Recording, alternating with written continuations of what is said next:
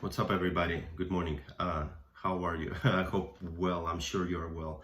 Today's morning is, without training it, today is pretty light day because I'm doing a collab later today, and this is gonna be amazing collab. You will see it in tonight's video.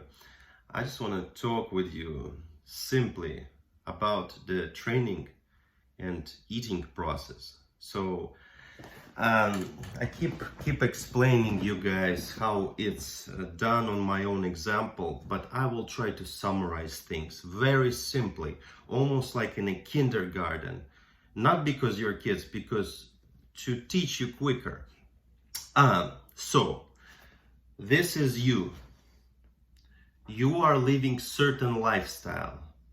Your body is something, the biological mechanism that is affected by all the factors around, by how you move, what kind of life you live. Are you very active, or are you sitting in the office, or are you just, super athletic? So all of that matters to the biological part of your body. So if it's sunny weather, you get a tan, you get burned sometimes, and that's your body's protective reaction. If you are in a cold weather, you get chills, that's your body protective reaction. When you're hungry, your body signalizes the hunger, that's your body's reaction of signalizing you to fuel it. So visualize your body like a separate mechanism. For example, if you saw Ninja Turtles, you've seen that big guy where Crank was sitting. So imagine you're a Crank and your body is that big guy. So separate your mind from the physical part for a second. So now these are your choices. So the choices you put every day, everything matters.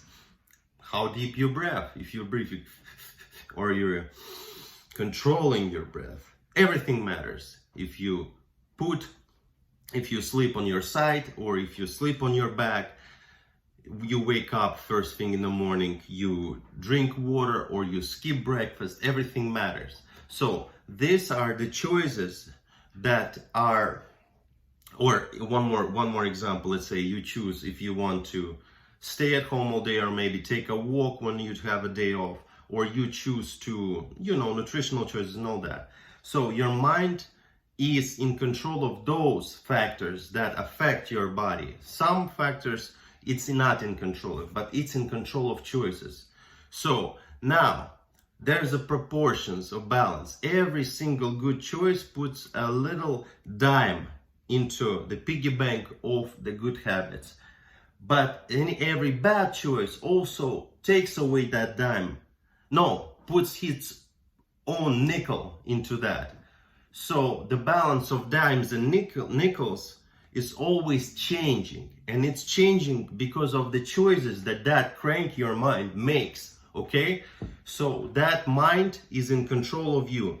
That piggy bank, imagine it, it's like it can grow, percentage can grow towards good choices, dimes, and percentage also can go towards bad choices, which is nickels. Okay, so this is your body.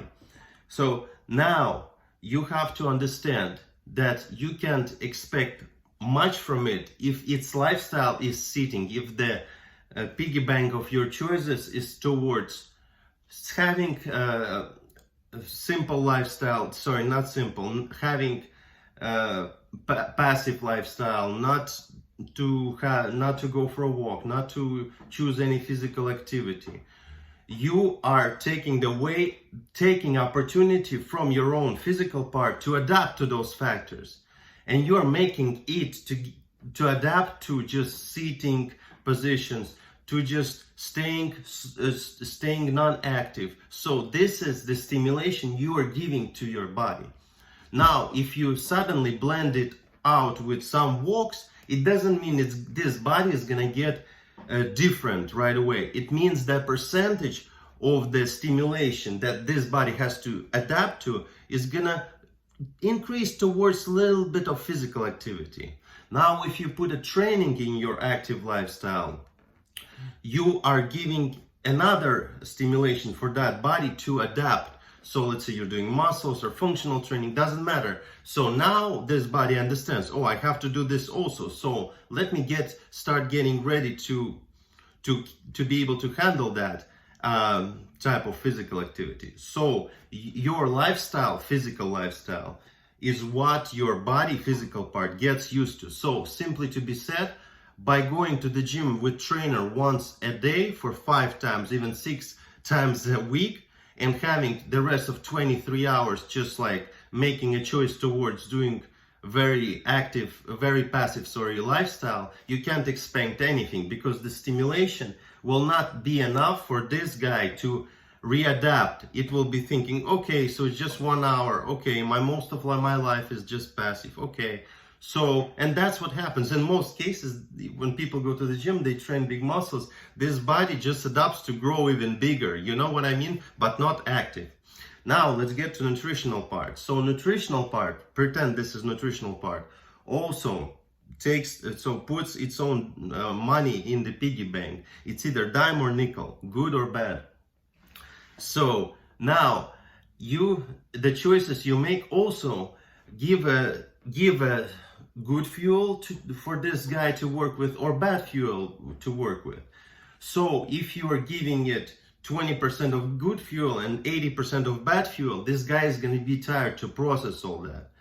Now, if you're going to balance it 50-50, it's still going to be difficult for this guy to get you in the one active shape, because the fuel will be still distracting it to function well, you know? It's like you have a great car, but it's bad fuel.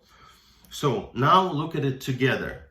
So what you have to do, you have to understand, number one, make your body live an active lifestyle. This is number one goal. Live active lifestyle, not go to the gym, not to pay a trainer for one session, not to go classes. Live active lifestyle. This is number one key.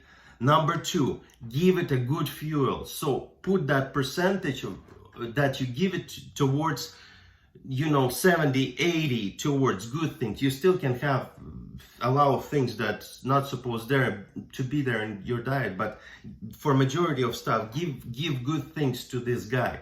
So, and now together in proportions, if the amount of those nickels would be 70% comparing to 30 dimes, which is bad choices, you will be on track, and you will look and your body will be getting mostly good fuel. You have an active lifestyle, plus you probably insert some training in it.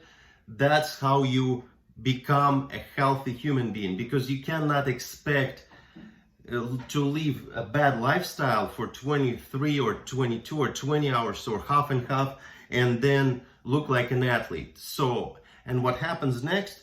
All the choices are just coming together, and the amount of good habits replacing the amount of bad habits, the quality of good habits improve. The quality of good habits is like you understand the process, you get it deeper in it, you make it comfortable for yourself. So you replace yourself, your bad choices self with a good choices self.